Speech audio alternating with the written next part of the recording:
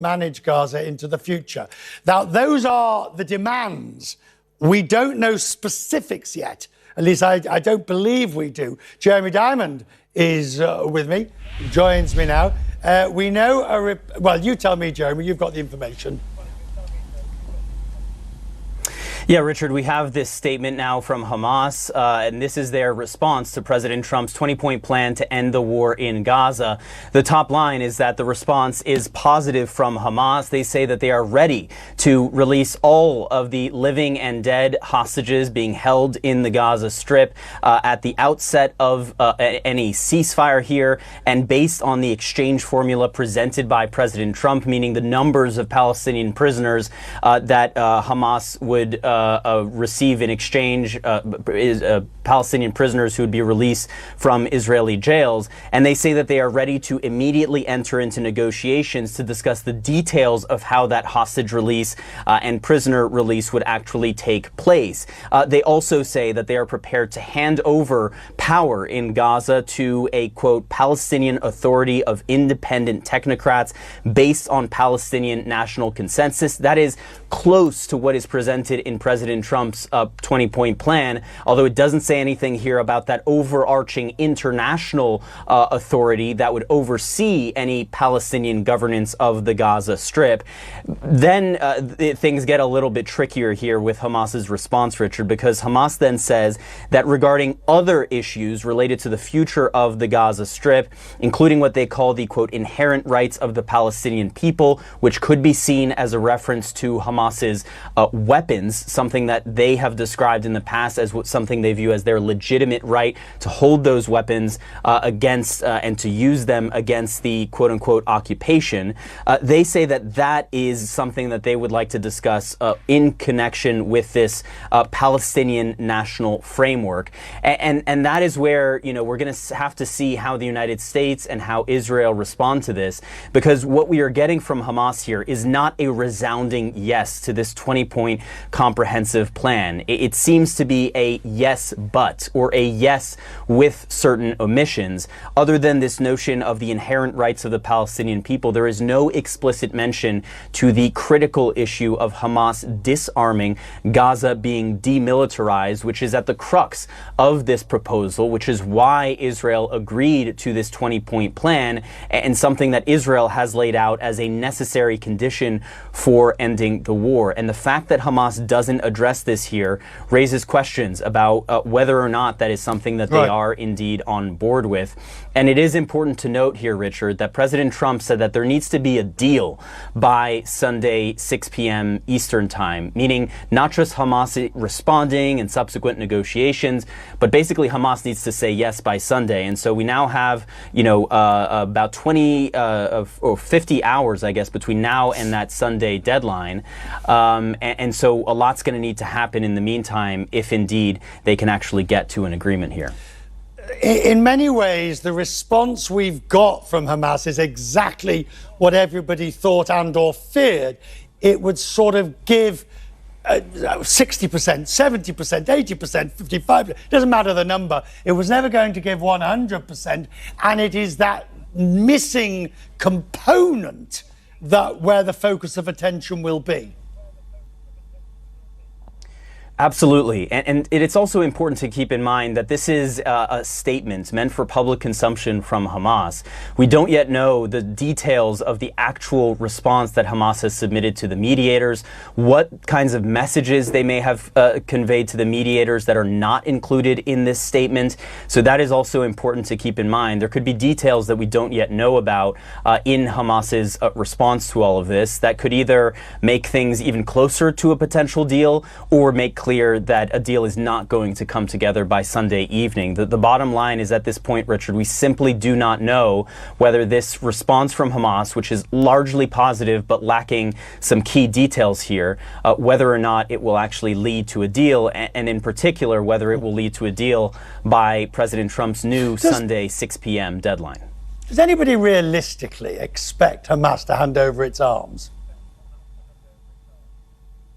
Well, the Israelis certainly do, and I can tell you from speaking with sources involved in the U.S. plan as well that they do as well. You know, one thing that was told to me this week is that the United States is willing to negotiate and listen to reasonable Hamas counterproposals to the 20-point plan, but they would be discussing how Hamas would disarm, not whether Hamas would disarm.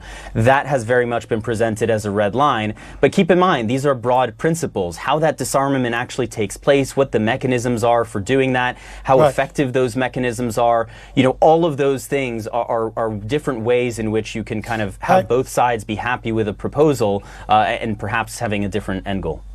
Forgive me, Jeremy, I am being remiss here because I must focus on the hostages and that very clear requirement, demand that all hostages, alive and dead, be released and or returned to Israel.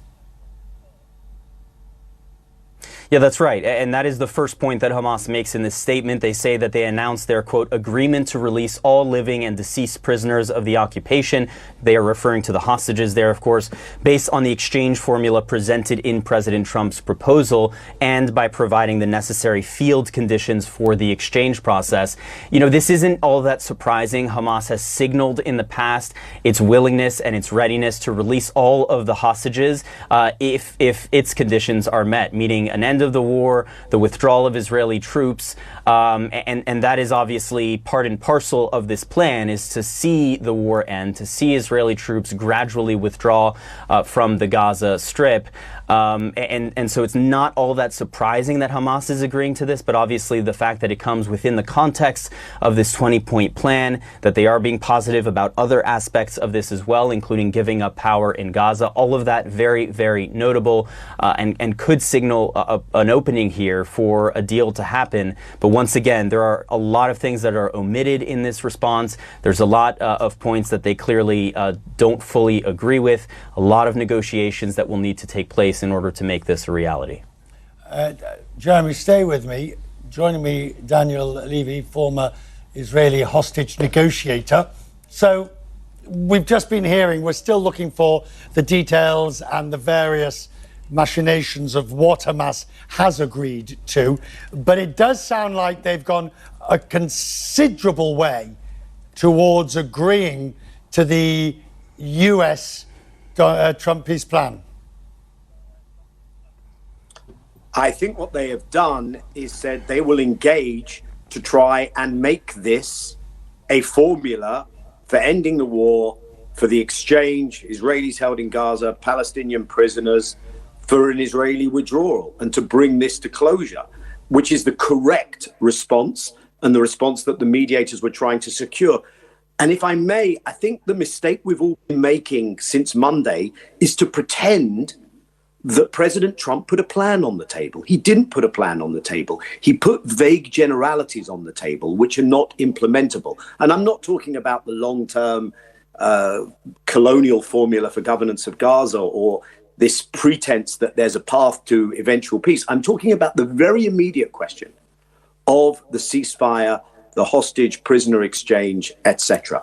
And I think Hamas have said, if we can put meat on the bones of what is not serious, it doesn't have timetables, it doesn't have clarity, it doesn't have how you actually guarantee an Israeli military withdrawal. If we can flesh that out, we're up for it. That's the correct response. And I think now the test will be, were the Americans and the Israelis serious about trying to get to an end game, or was this another move in the blame game? So assume, and I'm just looking here, that they, that the headline in a sense that they've agreed the immediate to enter negotiations for release of all hostages based on the exchange formula. But it is going, what do you think, Daniel, is going to be, if you will, that, whether it be 5, 10, 50, whatever percent it is, that they do not agree with or are not prepared to go along with in the US proposal, that could sort of, I don't want to be pessimistic, but could scupper it? Right. So what they have said is all the hostages, tick that box, a box they've been willing to tick all along. The formula for Palestinian prisoners to be released in exchange, especially a significant cohort of life prisoners. Tick that box. The boxes that remain to be ticked are, will Israel actually withdraw from Gaza militarily? Because what you don't have is the formula for that withdrawal, any commitments to that withdrawal. The Israeli prime minister stepped out of the meeting with Trump and said, we are staying in Gaza, full stop. So if that is the position, I think we're stuck. If we can come up with a formula, and they've been achieved in the past, they've just not been implemented by Israel. If we can come up with that formula, then I think it can happen. I wrote, if I may, Richard, earlier today in Substack, I said that in the likely event that Hamas and the mediating parties respond with necessary clarifications and revisions, the encouragement should be to engage with that. And I think that's the crucial thing. Will we see Trump say, well, it's a take it or leave it, or not? Because that's the only way you get the hostages out as well. Okay, but back to Jeremy Diamond, who's also with me. We'll take this from both of you. Jeremy first. Jeremy, at the end of the day, whichever way we slice a mediation and an agreement, the goal is to remove Hamas both as a military and a political entity with any power or force in Gaza. Now, is that likely to actually happen from what you can see so far? Well, you know, Richard, last week when I interviewed Ghazi Hamad, a senior Hamas official, he made quite clear to me that two things. One, that Hamas was willing to give up power in Gaza. He talked again about this Egyptian proposal, which is different from the American one, for the establishment of kind of an independent, technocratic transitional authority in Gaza that Hamas, he said, would be happy to hand over power to. So check on that first point. Then on the second point of disarmament, he made very clear that that remained a red line for Hamas, that the only context in which he could envision Hamas disarming would be in the context of the establishment of a Palestinian state, in which case the weapons of these various militant forces, such as Hamas, Palestinian Islamic Jihad, etc., would be handed over to the state, the Palestinian state, in that question. This proposal from President Trump is very different. It talks about Hamas disarming and handing over their weapons to this international force that would be taking over security responsibility for the Gaza Strip. And there is nothing in this statement from Hamas tonight that suggests that they are on board with that. Instead, again, there is no explicit reference to disarmament. They talk about the, quote, inalienable rights of the Palestinian people, which could potentially be interpreted as talking about Hamas's weapons and their right to weaponry in the context of an Israeli occupation. And in that case, they talk about those inalienable rights needing to be discussed with that Palestinian Transitional Authority in the context of a Palestinian national conversation. That's very different from agreeing to an international force coming in and taking their weapons away. And so again, you know, we don't know what's being said beyond this statement at this point. There could have been messages conveyed by Hamas that they are either open to that despite this statement or very much not open to that idea. We are just going to have to wait and see over the coming days. All right. Thank you, Jeremy Diamond in I think Tel Aviv, and Daniel Levy. We will talk more as the hours move on and we get more details, but I'm grateful to both of you for putting that perspective into it.